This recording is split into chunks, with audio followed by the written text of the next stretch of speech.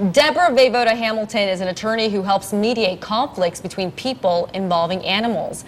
Deborah helps the divorcing couple, the neighbor with the barking dog, or the apartment tenant, and she helps to work and solve these conflicts without resorting to costly litigation.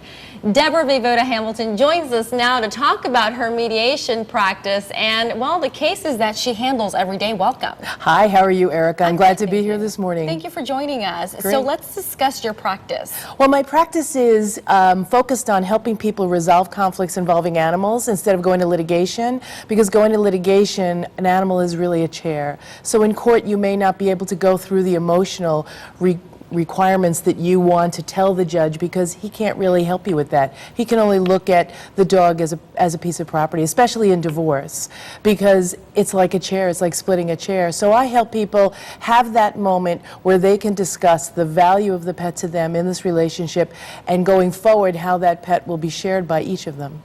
Okay, so I'm going to touch on something, because some pet owners out there might wonder, when you say property, it kind of makes it a little insensitive, but I guess that really is the case, isn't it? It is the case. Unfortunately, animals are still considered property in most instances. We've had some cases that have actually had punitive damages for injuries to dogs or deaths of dogs, but that's the exception and not the rule. So if you go to mediation instead of litigation, you happen to be able to decide how to resolve this problem in a way that benefits both parties and the animal, which of course is most people's prime concern, the animal. So there really is a lot of passion when it comes to people's pets, you know. So what is it, of course, it makes sense, and this may be a silly question. Now, what is it that makes it such a heated debate in a divorce? Why can't people just kind of discuss it and talk it out?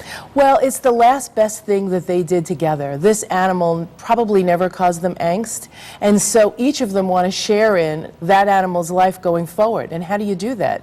You can't go to court and ask for custody visitation. They're going to laugh you out of court. So how do you get that ability to both see the animal and maybe retain a relationship with your spouse so that you can see the animal? Now, Deborah, is this one of your clients? Those were my clients. Yes, they were my clients in divorce. They were people's animals who, in fact, worked out a shared relationship. Even if the couple was not together, they did engage in some sort of custody arrangement so that they could see the animals. Now, is this Knuckles? This is not Knuckles. No, Knuckles' picture isn't up. Knuckles was a case in New York where a gentleman had broken up with his girlfriend and given her the dog, and she left for California, and about a year later he felt that he really wanted to see the dog and have it be a part of his life, and started a lawsuit. And he is $60,000 in debt right now. At least the last time I checked, he was $60,000 in debt trying to legally try to get a dog back.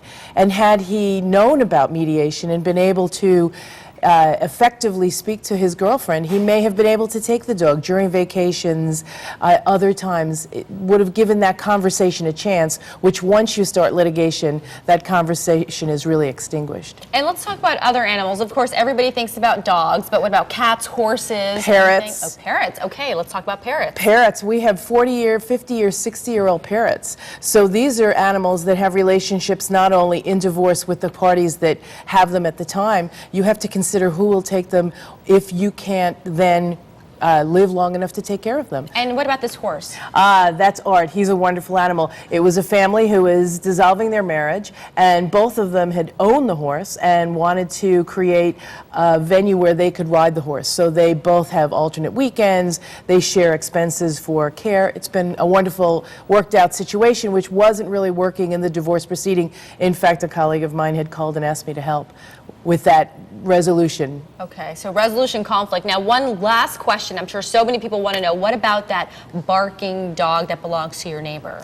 Well, this is the biggest. You either suffer in silence or you sue. Those are the two things. And then, of course, you have to live in the neighborhood. So if you create a place where I've put up on my blog a video that says, if you take 3 steps. One is invite your neighbor out for coffee. Don't have the discussion over the fence. It's terrible.